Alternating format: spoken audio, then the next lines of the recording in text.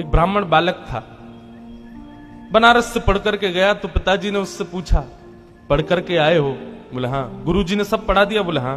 बताओ पाप के बाप का नाम क्या है? तो ब्राह्मण बालक ढूंढने लगा सब जगह, पोथियां खोल खोल के। बोले गुरुजी ने ये तो नहीं पढ़ाया, पाप के बाप कौन है? बोले जाओ गुरुजी से पूछ के आओ या ढूंढ के आओ, और जब तक तुमको पाप का बाप ना मिले घर नहीं आना। ब्राह्मण बालक बेचारा घूमता घूमता सब जगह पूछता हुआ जा रहा है, कहीं से भी उसको संतोषजन्य उत्तर नहीं मिला। तभी वो एक वैश्या के पास गया। थी वो वैश्या, लेकिन ब्राह्मण बालक को नहीं पता था।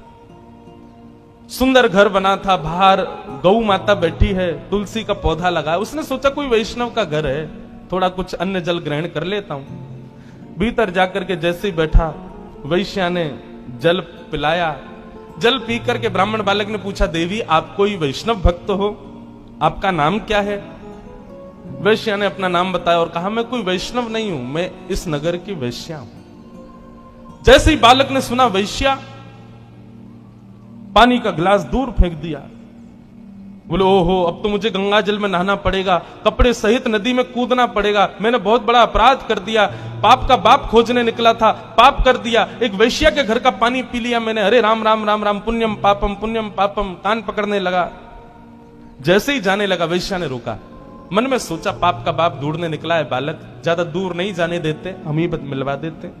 पैर पकड़ लिए, बोले भगवान आप जैसे लोग भूले भटके मेरे घर आते हैं, ऐसे मत जाइए ना।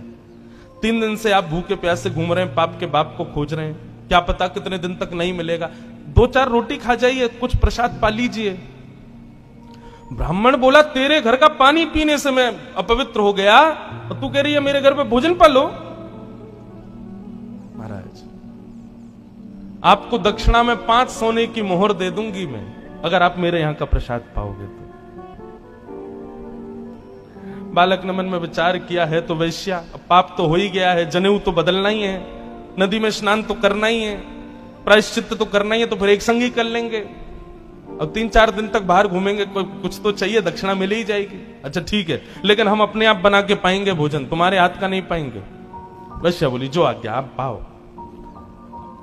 रोटी बनाने के लिए बैठे तो वैश्या बोली, मेरे घर पर आप आए और आप अपने हाथ से रोटी बना रहे हो, मुझसे देखा नहीं जा रहा है, मैं 5 की जगह 7 सोने की मोहर दे दूंगी, रोटी मुझे बनाने दो। हाथ धो करके बालक उठ गया, बोले लो बनाओ। वैश्या ने रोटी आदि बना करके थाली में रख करके सन्मुख पधरा दिया। बालक जैसे ही पाने के लिए बैठा, वैश्या ने हाथ पकड़ लिया, बोले मेरा मन होता है मैं अपने हाथ से आपको खिला दूं। बालक बोला, भाग जाऊंगा, तुम्हारे हाथ का पाऊंगा मैं, तुम्हारे हाथ से खाऊंगा। 15 सोने की मोहर दे दूंगी मैं दक्षिणा। बालक ने मुंह खोल लिया, लो खिलाओ। वैश्या ने कवल तो नीचे रखा और कहा, महाराज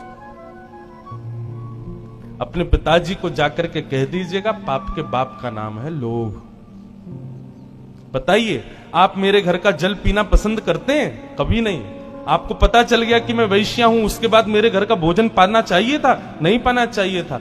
मेरे हाथ की बनी रोटी खानी चाहिए थी? नहीं खानी चाहिए थी। मेरे हाथ से आपको खाना चाहिए था? नहीं। ये सब आपने क्यों किया? बोले तुम्हारी श्रद्धा। बोले श्रद्धा नहीं, झूठ मत बोलिए, सब दक्षिणा। महाराज पाप के बाप का नाम है लोभ। लोभ किसे कहते हैं? जितना प्राप्त हो उससे अति की कामना, इसको लोभ कहते हैं। पिताजी से जाकर के कह देना, पाप के बाप का नाम लोभ है। ब्राह्मण बालक ने वैश्या के चरण पकड़ लिए, बोले धन्यवाद, आप तो मेरी गुरु हो, मैंने आपको किस रूप में देखा, पर आपने तो मेरे चक्षु खोल दिए। इसलिए भैया जीवन में पाप से बचना है, लोभ से बचो। यदि कभी आपसे कोई पाप हो जाए तो एक बार एकांत में बैठ के विचार करना कि मैंने कब लोभ किया था। आपको पता चल जाएगा कि आपने लोभ कब किया, क्योंकि बिना लोभ के कोई पाप होता ही नहीं है।